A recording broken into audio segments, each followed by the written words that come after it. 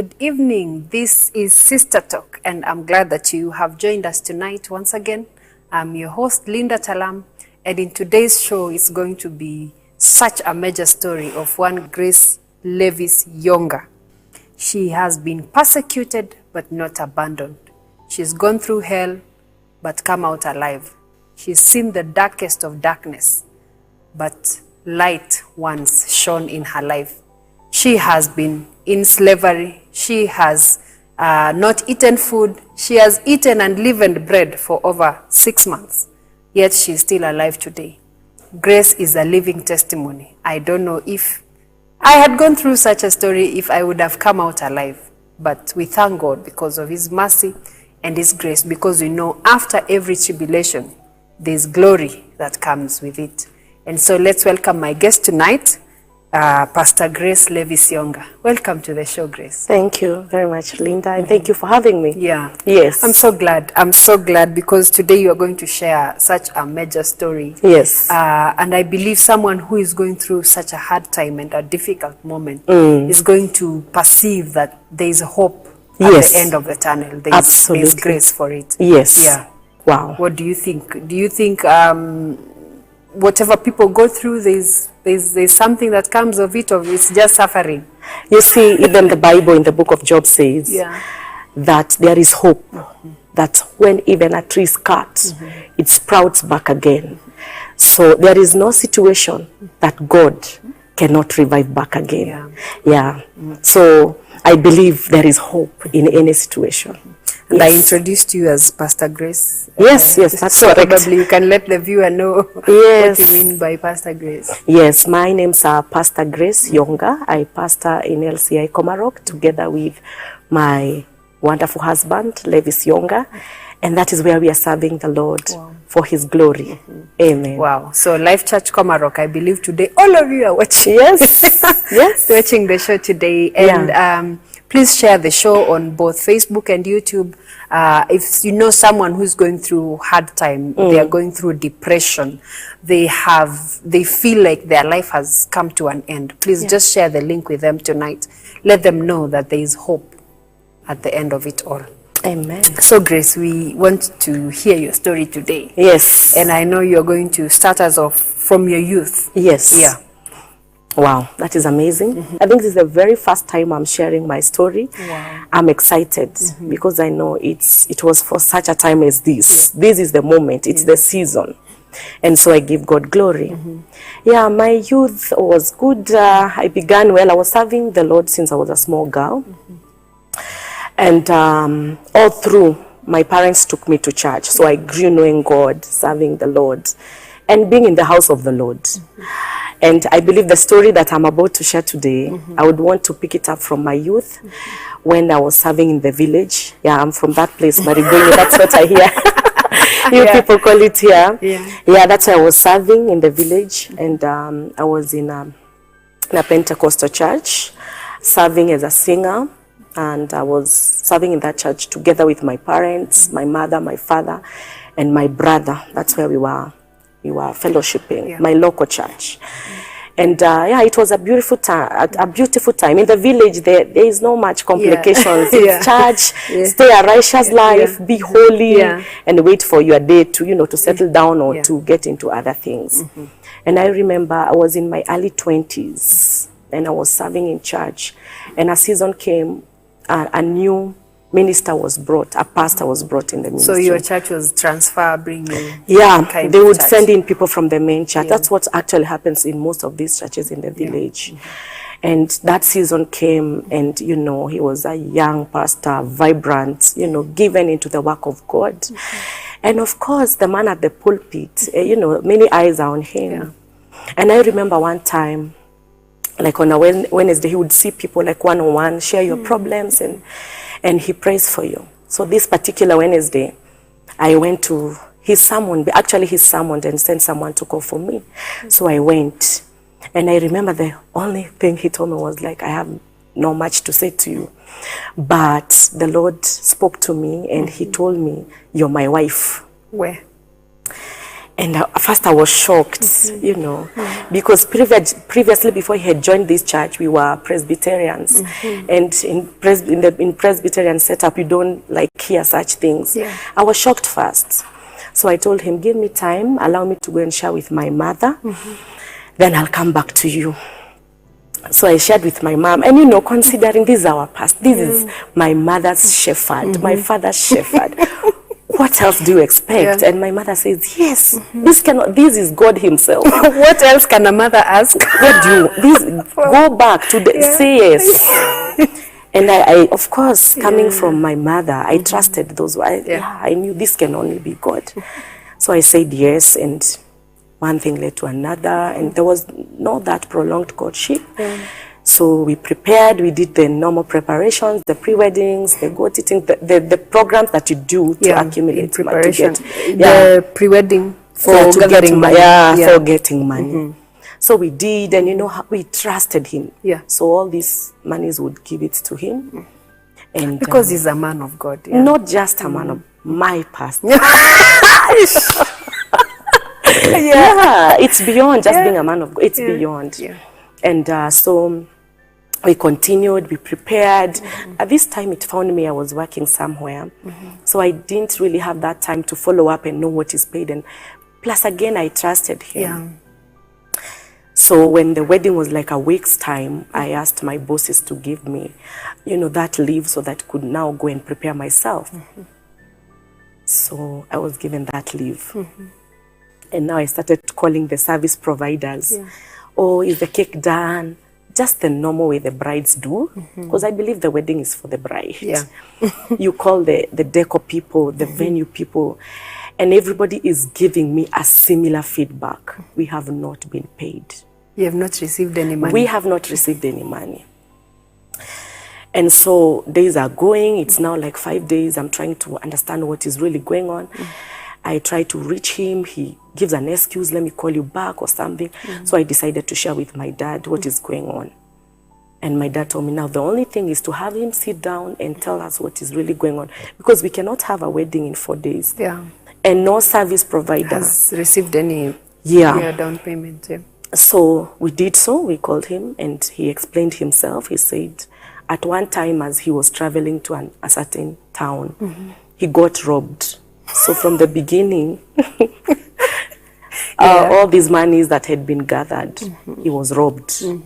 And he has been wondering how to share it, and he didn't know what to say. So he kept quiet all this time. So my dad asked me, even if we are to have a wedding, where will we have this? There's no venue.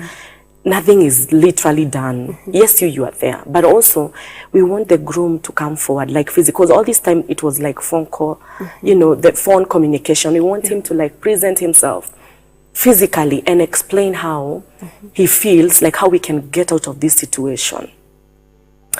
But I think the situation was too difficult for him. He didn't show up. He switched off his phone. He would only communicate through text. Now, at this point, we are like 3 days to the big day. Wow. And he texted me one day and he said, I'm suicidal. I feel like I want to exit this scene. And 2 days to the wedding, my dad asked me, now for things like service providers, it's something we can see how to fix. But now when the groom is not in the scene, what do you think? And I told him, Papa, I don't feel I'm ready because this man actually hasn't even faced me personally to tell me that things went south. So I feel I'm not ready. So my dad called my bishop at that time and the wedding was cancelled. But mark you, it is only 2 days. So everything else is ready. The bridesmaids are ready. You know, the small children, you know, my nieces, my nephews know. And the excitement. The young children. Relatives from far were already in my home. So I said, you know what? When that day came, I told my bridesmaid, dress up, look good. We did our makeup. I dressed in my gown and we went out. And we had fun somewhere. We just ate some chupos and we called it a day, and I accepted that, you know, this guy never came. With your gown. And I was looking beautiful. And, you know, he never came. So I said, okay, well, life goes on. but it was bigger and deeper than I thought. Yeah. So when we went back home, you know, it's a village setup. You'd see women coming from the gate and, you know, they are consoling my mom. Sorry, things come. They are consoling your mom, not even Not you. me. You know, me, I'm there wondering, what is really... And at one point I felt, like after a week I felt the atmosphere now is too toxic for me. Everybody you say hi to first, they are so sad. You know, they want first to talk about it. I'm trying to avoid this matter, but they want to bring it up. So I felt I want to go for prayers. I went to a prayer center somewhere in Machakos for 21 days. Yeah. But I would lie to tell you, Linda, that I was praying. I was just going around asking myself, why me? You know, why me? How could he do this to me? At least he would have explained. Yeah. Now, so this guy, he never showed in the wedding? He never showed up. And he changed his number? He switched off and actually started threatening me. Yeah. So there were so many questions than answers. Yeah.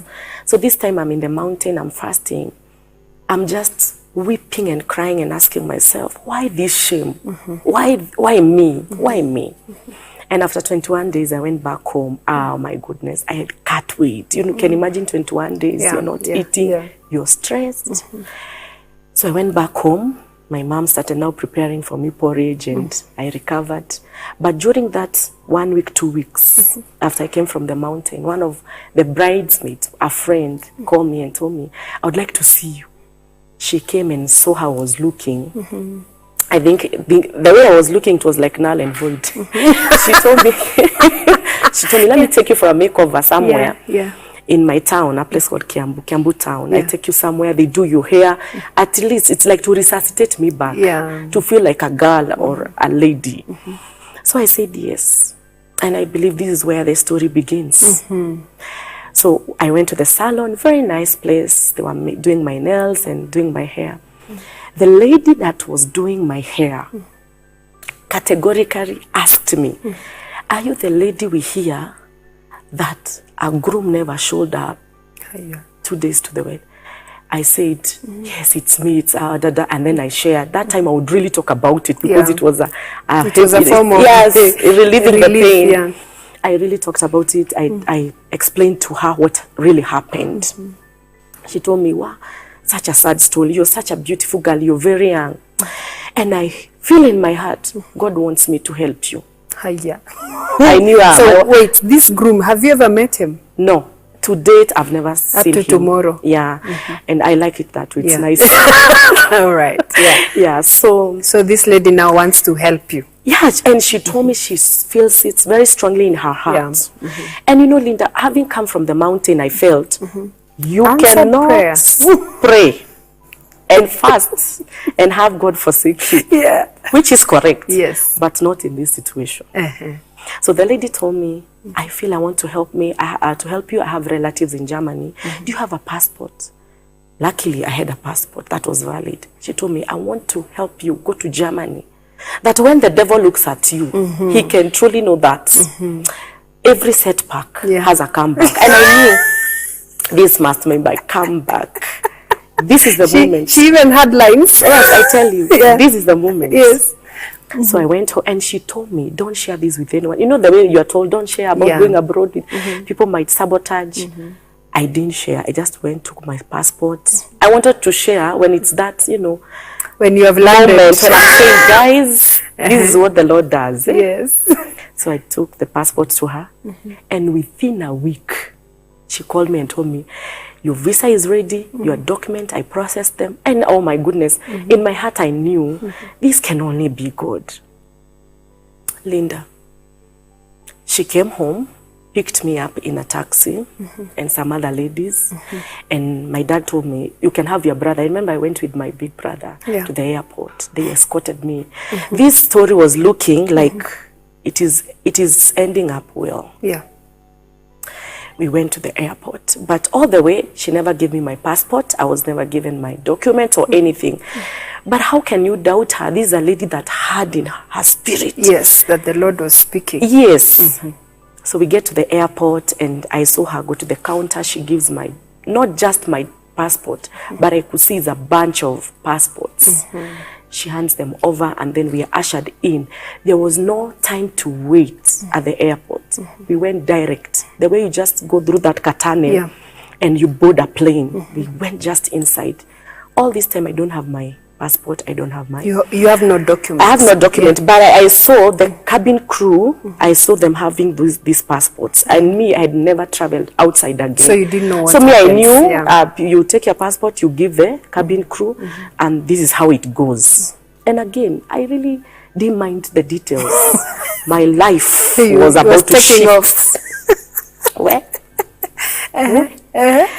So yeah, but inside this plane, I was able to see it's Saudi airline plane. I was able to tell, and everything is being announced in Arabic, and I'm there seated. And of course, in my heart, and this lady had prepared me that this flight is gonna take you to Dubai. Then from Dubai, you'll take another plane to Germany, your final destination. So your girl from the village believed, only to hear now them announce in English that we are just about to land Jeddah International Airport. And you knew you were going to Dubai? No, even at this point I'm believing. I had never heard the word Jeddah in my life. I'm believing, this must be a town in Germany. Yeah. That is called Jeddah. But as I looked down, I saw a wilderness, very brown, but in the middle there are shiny houses, white shiny houses. But what did I know? This is how it is. When we landed, it was during summer. Those that have been in the Middle East can attest. Sometimes degrees hit even 50, 51. The heat. When we landed the plane. And all I could hear were echoes of somebody saying, actually there were policemen saying, yalla, yalla, yalla. Yalla, yalla. I didn't know what that, but now I know what it means. Come on, come on, come on. And we were queuing. Behind me, there were other girls. It was not only me. And then we were directed somewhere into a basement. And I'm asking this policeman in English, where is my luggage? Where is my passport? Where is all these? Nobody gave me answers. All I could hear was yalla, yalla, yalla, yalla. And they're not smiling. And then I said, hey, this stopover to Germany, it is a tough one. But so wait, so guys, if you're chilling, I know you're just hearing yella, yella, yella. Yes. This is a story of Grace. She was left on the altar by the groom. He never showed up. And now she has an opportunity to go to Germany to start over. You know, your life was taking off literally. Then just to realize you actually did not land in Germany, but a place called Jeddah. Yeah, it's a city. It's a city in Saudi Arabia. Yeah. And now you are just hearing yella, yella. Yella. So we get into a basement, and I tell you, Linda, I saw hundreds and hundreds of women from different countries. There were Bangladeshi women, there were Ethiopians, Indonesians, name them, Nepali women. And what really shocked me and what really made me know that all is not well is that you could see some women are not like normal. Mentally, there's a problem. They are walking and running naked. Some are rolling on the floor, crying, from different nationalities. And I could see groups of women seated somewhere talking. It's a basement, it's a big basement that doesn't have a window, nothing. It's just the entrance that you came in. And after we came in, it was locked. And at that time, I was the only African. So no one had a similar skin color. Oh. You are the only like black, so to speak. And I was wondering what is really going on. These people can't communicate in English. And some are communicating in their native languages. So who can I ask a question? I didn't have anyone to ask a question. So I thought this is a one-day thing, and then tomorrow, you were taken away. So a day went, a week went, 2 weeks went, 3 weeks, a month. And remember, at this point, I have no luggage, I have no clothes. It's the same clothes that you have no documentation. I have no document, I have nothing. I have no phone, nothing. And you're showering, and then you put back the clothes. But one day, a Ugandan lady was brought in. And at least now I found someone that I could communicate English with. And I asked her, do you have an idea of what is really going on? She told me, previously I was in another country working, so I can be able to understand Arabic. So she asked one of the soldiers at the door, what is really going on? The soldier told her, you wait until you're bought. Did this make sense to me? No. So you wait until you are bought. In other words, you are illegally trafficked to that country. Yeah? So there are no documentations about you. There are no like details in the system. So you can't have like legal working permit. So you wait, like basically modern day slavery. Absolutely. It's modern day slavery. So you wait until you are bought by a person who also doesn't want these legal documentations and all this. So the Ugandan lady who I used to communicate to was bought. And I saw people being bought, and we would celebrate, because down there at the basement is a testimony. Being bought is a testimony. Is a breakthrough. Is a big, big breakthrough. Because one, you're being fed with this unleavened bread. You see, there is a bread they call kubus. Like the one Jesus broke during I think that bread. They throw it down there at the door, and then people would grab. It's not like a system you queue and then you're given food. You fight for your life. And I think at this point, 1 month down the line, and imagining where I was coming from, my pains and my bitternesses had piled up. So I would vent on anybody that tried to come before me. Came to your space. If you come on my, and especially during the bread time, I'll deal with you. So at this point, many people had known that I'm crazy. And then my hair, I had started forming dreadlocks because 1 month, no showering, no nothing. The hair was crazy. So this, you know how Asians are, and I would look crazy to them. And then you are black on top of it. And then I'm it. black. The skin is so strange. So I would majestically walk to the door when they would put the bread, and I would pick and no one would dare grab. They would allow me to pick first. Because if you picked before me, you would see Armageddon. You would see the daughter of Mau Mau. So be safe. Allow me to take first. And of course, this was out of depression, the pain, the bitterness. I'm asking, who can I relieve this pain to? So yeah, I had been, you know, caught. So how did you keep yourself? Now you are not talking to anybody. I would talk to my hair, and that's how those that know me on a you know, close range situation, they know I had dreadlocks up to 2019. All the way, they were like 24, 25 inch. And this is how I formed them. Because now there is no one to talk to. I would like talk to my hair. Yeah, the early stages of depression, where you are like, now you are done. You have nothing to lose. I'll talk to my hair. And that's how I formed my hair. It was so dear to me. So you'd pick your hair and coil it and coil it. You have the whole day at the basement doing nothing. And it's been a month. Another month has clocked in. What is left? So I would coil my hair and talk to it. There was a dreadlock behind here. I used to call it Twinny, because I had joined it with another, and we would talk at the basement. Well, you know, your story is so sad at the same time. It feels like a movie, you know. I know. It's like dark comedy. Yes. So you had Twinny. Did you have any other name for your? I had many. Maybe I've forgotten, but Twinny can never forget. It was behind, and it was the longest. So another month went down. People are coming in, they are being bought, they are leaving me there. Because what they do, they show photos of the person being bought. And I think the hair, the way it was, my dreadlocks and my face, nobody really would have wanted to buy me. Because they come and choose, the Arabs.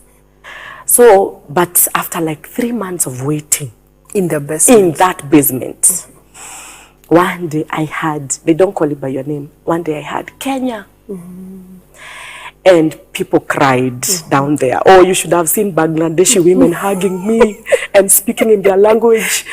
And oh, what a breakthrough. It was a moment. It was a moment down there. Hey, Ethiopians were hugging me. It's that time. You have been bought. So I was ushered outside, and after like 3 months and weeks, I saw light, like this natural light. I said, wow, this is the beginning of another journey. The Lord has done it. But now when we got now at the parking lot of the airport, you know, that basement was at Jeddah Airport. You're still at the airport? Yeah, this is where I've been for like 3.5 months. So at the parking lot, I encountered these huge Arabic women in their hijab, and they have nija, so you can see. Yeah. You only see the eyes. You only see the eyes. And they are saying the same words I heard at the airport. Yella. Yella. So did you ever get to know what it meant? Of course, later I learned it's come on. So me with my ignorance, remember it's direct from the village to where we are. I'm thinking now I open the car and I have a seat. She spoke and said la la la. It's like say no. Akafungua boot. She opened the boot. That is when now it hit me. I'll back to another basement. Now this is another basement in a version of a car boot.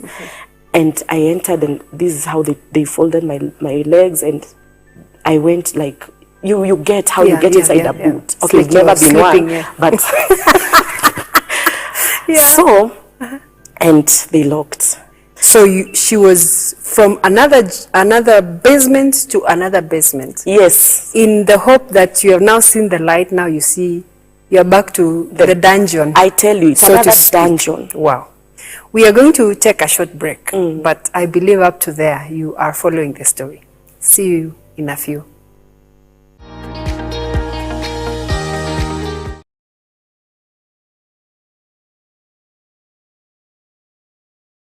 Good marketing makes the company look smart. Great marketing makes the customer feel smart. Are you looking for a place to advertise your upcoming conference, church meeting, or ladies' meeting? Look no further. Elevate TV is offering you a chance to advertise from as low as 5,000 Kenyan shillings. Talk to us today. Call us on 0705 872237.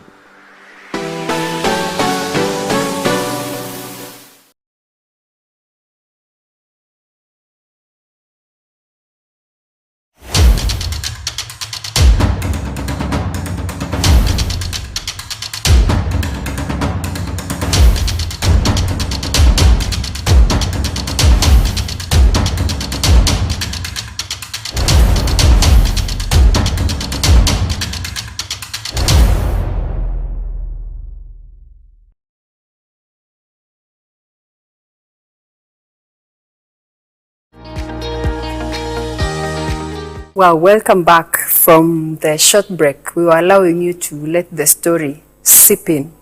The story of Grace Levis Yonga, persecuted but not abandoned, pressed down but not destroyed, Hallelujah. Crushed and oppressed, but still we can see the hand of God was upon her, because of course we can see her here. Amen. So now she's coming from another dungeon, from a 3 months stay in a basement. Yes. And now when you thought you're about to enter a G-Wagon and sit at the back left, you are back in a boot. Yes. So how long was the drive from the Jeddah to the next you're destination? Going?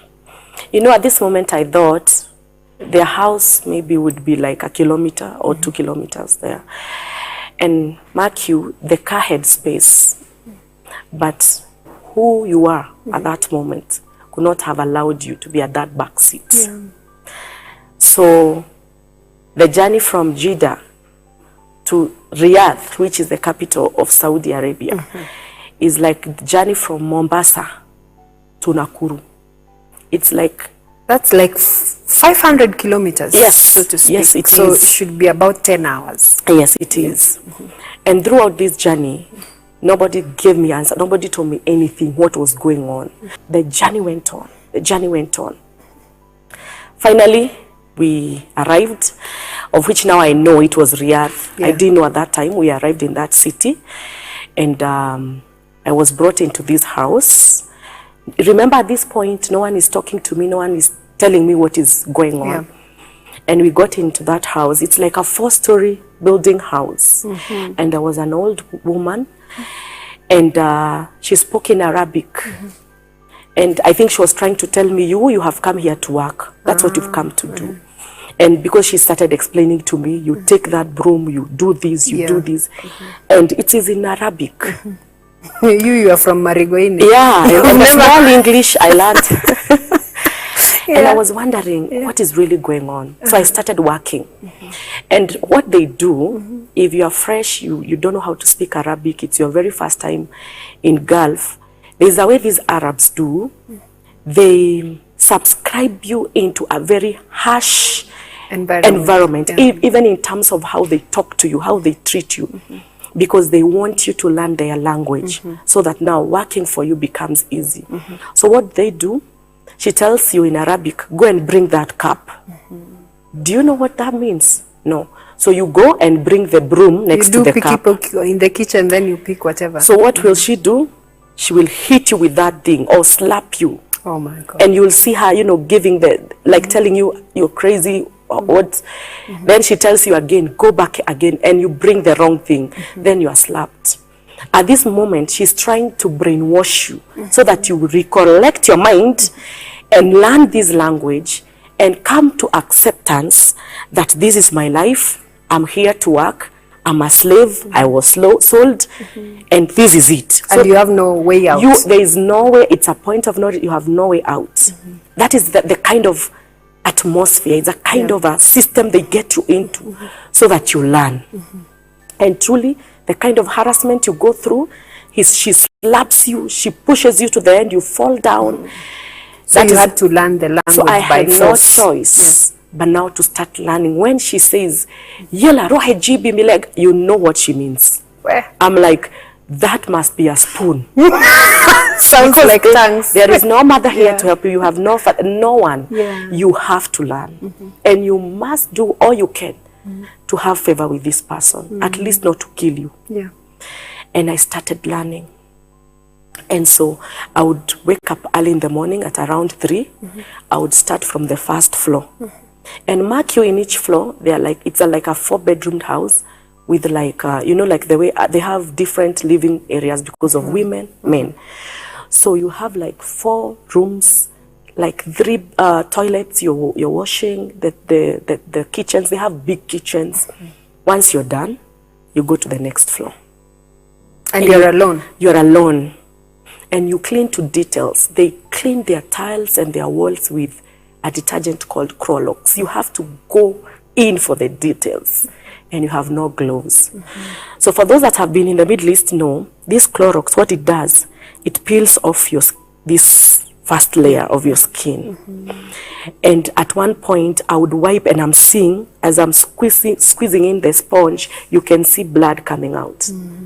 But who is there to tell that there is blood? You are a slave. Do your job. Work until you die. Yeah. By the time I'm done with the last floor, Yeah. new secret, it's time to be given the kubos, that bread.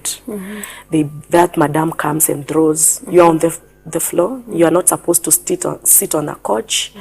That is where I sleep. There's a place I would go back every evening, and she throws in the kubos there. Then I would eat. It went on. You'd literally break bread every night. Every night it was my moment to break the...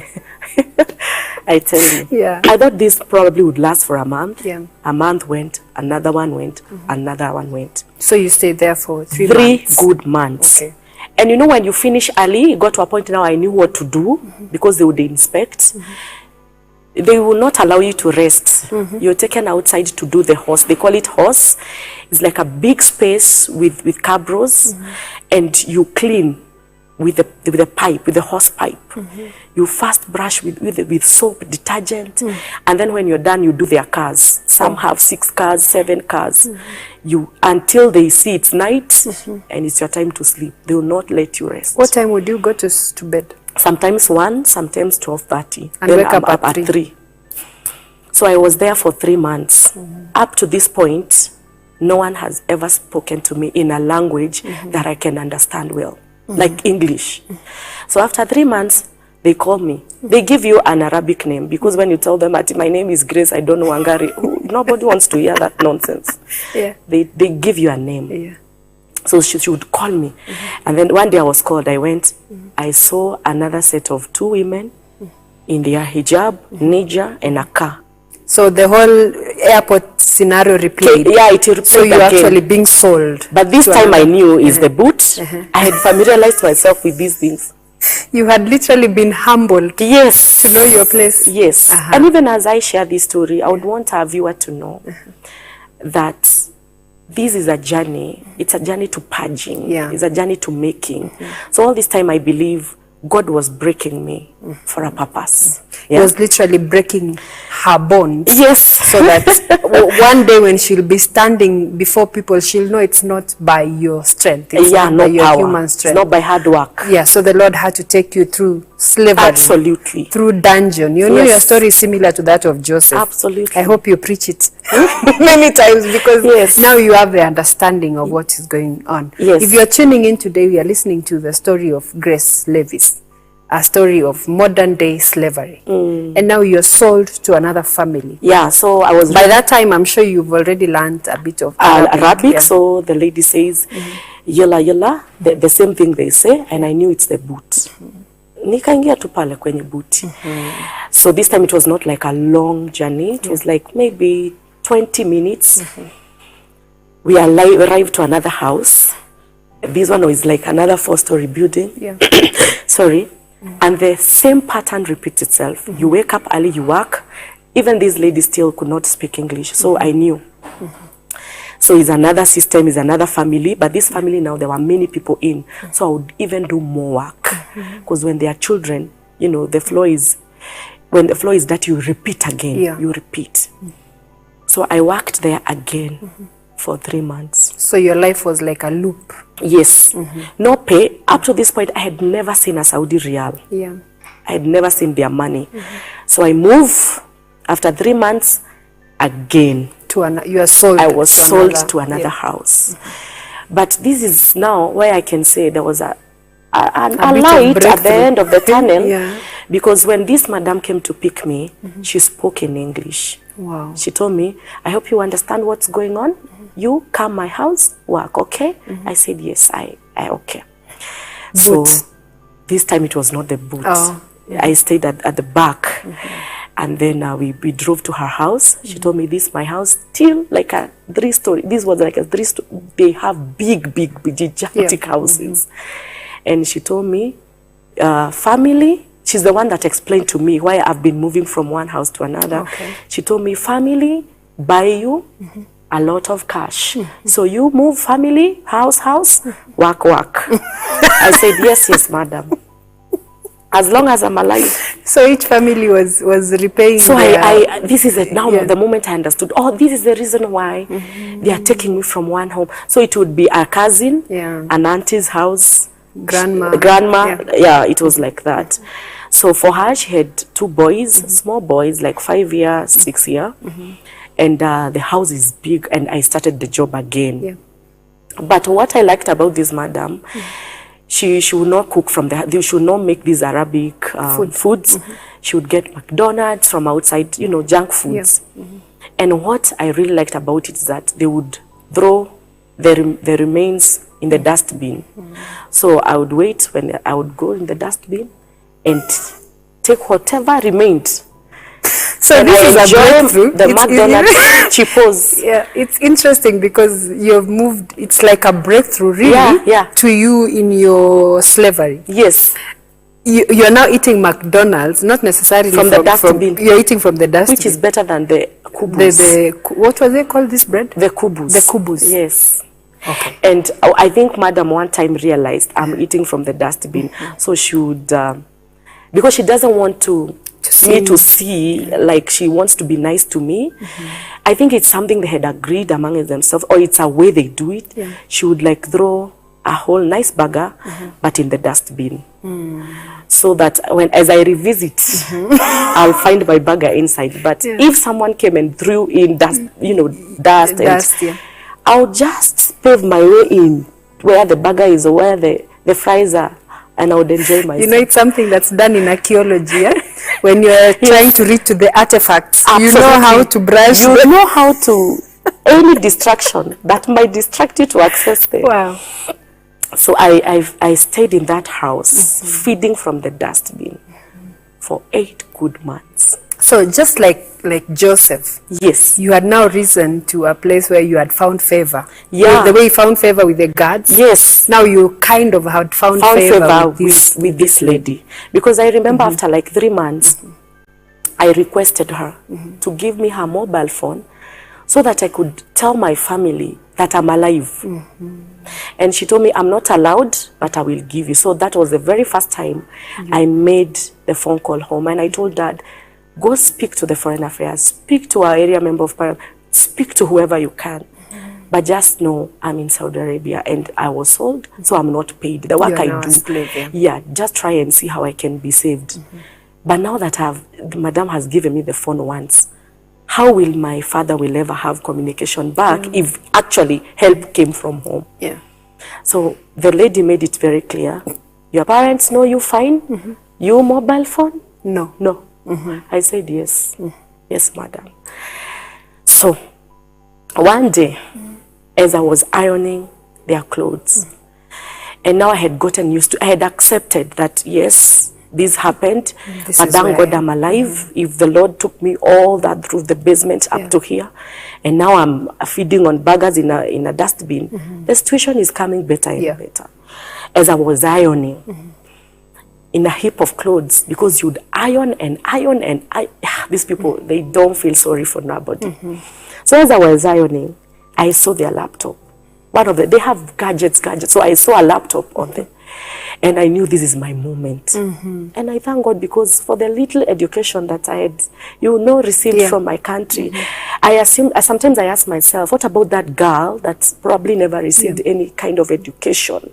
Who had never gone to school, not familiar with computers. Because I think for me, what really helped me, as much as God was in the picture, but the fact that I could be able to access that laptop and know what to do. So I took the laptop, went to the toilet, because cameras are everywhere.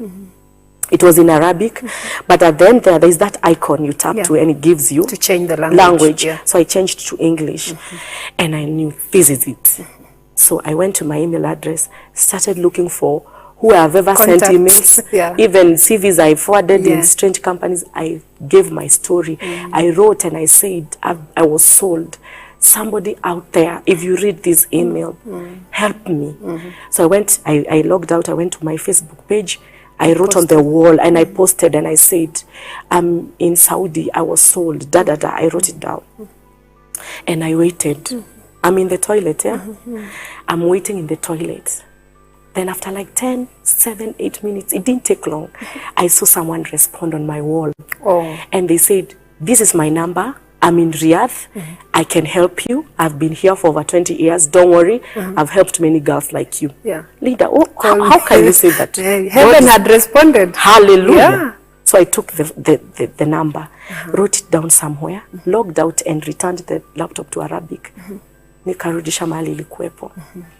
So now I have a number, but how do I call? I don't have a phone. So I waited until we would go for weddings, burials, parties. Then you would encounter other housekeepers that, that are there legally. So they have their phones, they are in liberty. So one day we went for a burial.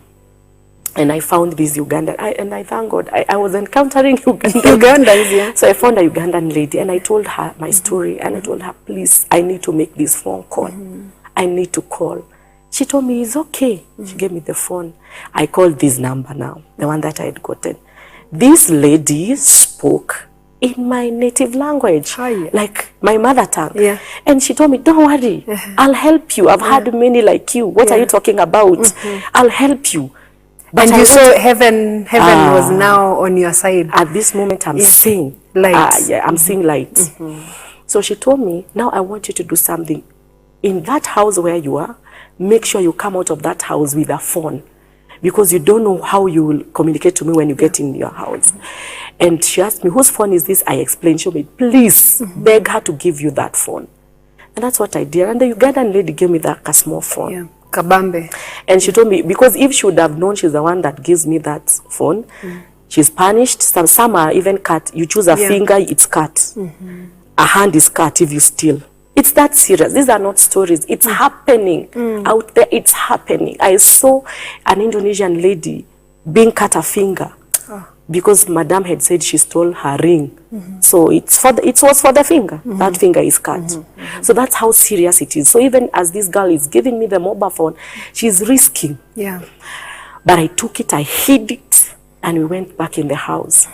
Now, this is what the Kenyan lady told me. Now, there is no time to waste, because they might detect you have that phone and you will be punished, severely punished. They can even cut your hand. So what I want you to do, you wait when they've come from a party and they are tired and they are sleeping. You wake up early in the morning, because they don't wake up early. The official time there, those days, they would wake up at 9. That's when they're reporting to work. So I woke up early, and this lady told me, put on all your uniforms, because you work in uniforms, and make sure you look huge, like a Saudi lady. Put on your hijab, put on your nija, and look like them. Let nobody detect that you're black. And then when that happens, come out of the gate and get a taxi. But our gate, you would use codes. So I told her, give me time until I learn this code. Because there's a way you put in the code and then the gate opens. Yes. Well, my job now, when we are going out for shopping, is to look at my the code. eyes, my focus, my strength was on there. The code, And I would cram it all the time. And it's a long 4, 5, 6. It was a long code. How I was able to cram it, I don't know. But I think that moment of desperation, it's everything you want to be free from this system. So that one good morning, I woke up. I inserted the code. The gate opened. It opened. It felt like the gate of heaven, right? And when it opened, I knew, oh, Jesus, this is it. In Saudi, there's a way women behave, so you can't stop and start waving the taxi. So I had been guided what to do. Once you get by the highway, you walk in a modest, in a nice way that nobody can suspect you're not a Saudi woman. So the taxi will just stop by itself. So it stopped. The guy told me, you're going in Arabic. At this point now, I could freely explain myself. I told the taxi driver, yes, I'm traveling to my sister's house. So yes, you board at the back. So I boarded the taxi and I called the lady. I told her, now we are communicating in my language. I told her, I'm inside the taxi now. What's next? She told me, give that person the phone. They talked and directed him where to bring me. Linda. When we got to that point where they were supposed to pick me from, I didn't find that lady. In my mind, I was thinking, I will find her there. We will hug. She will console me in my language. I never found her there. I saw a man in Saudi, a traditional attire. And I tell you, he looked like a Saudi. I said, my goodness, I have been taken again. It's gone. It's another slavery. It's another slavery. You know what this man said to me? Now he has paid the taxi. I'm out of the taxi. This man told me, in my language, this Saudi man, in my native language, he told me, follow me and don't look back, nor sideways. Follow me. Follow me. Look back. So in my mind, I'm thinking, how come this man looks Saudi and he can speak Kikuyu? And he was very firm. And he was saying it in a way not nice. There was no habari yako pole for what you've gone through. No, it was like, follow me and don't look back, don't look sideways. So I followed. Linda, as I followed, I started realizing, my God, nyumba, they're like mud houses, but in Zagorofa, like a story house, but it's mud. So it's like you have moved from a glittering place. The marble houses with gold staircases and all these gold, small cups. Chandeliers all over that I would spray, What is happening? I'm like even here in Africa, the ghettos are better. I tell you, it could not hear me. I was wondering what is going on. And I kept on following the narrow paths. And the houses are becoming Which kind of people are living in these mad places? People like us. They're Africans. They are Africans, of which you'll understand after I explain the kind of people that live there. So we take a path to a house upstairs. It's a mad house. With stairs. And then this man opens the door. And the lady I was talking to tells me in my language, umefika. Haya. Mimi naitwa Madam fulani fulani. So she's a madam. And she told me now here is another world. They took away now my luggage. I had carried some few uniforms to let go to dog. They took them away. They took now the phone again. And she told me, I've taken these things now because you're mine. And I could see girls serving her. And in my mind, I knew all is not well. So these were like Kenyan African. They are Kenyans now, washing clothes for her, cleaning, cooking. And she told me, in this mad house. Oh. She's there looking beautiful. And she's saying, now that you've come, she took everything from me again and told me, now that you have come, she has changed. No greetings, no nothing. She becomes very now harsh. She told me, you choose 2 options. You stay here, work for me, you'll never see an Arab in your life. Or you choose, I sell you into another Arab's house. So wait. Grace is coming from being left at the altar to Germany, ends up in Jeddah. Yeah. Stays in a basement for 3 good months in a dungeon. Yeah. Leave the basement thinking you have seen light. You are sold to a boot. Travel for about 10 hours. Sold from house to house. Each house you are staying like 3 months. 3 months, yeah.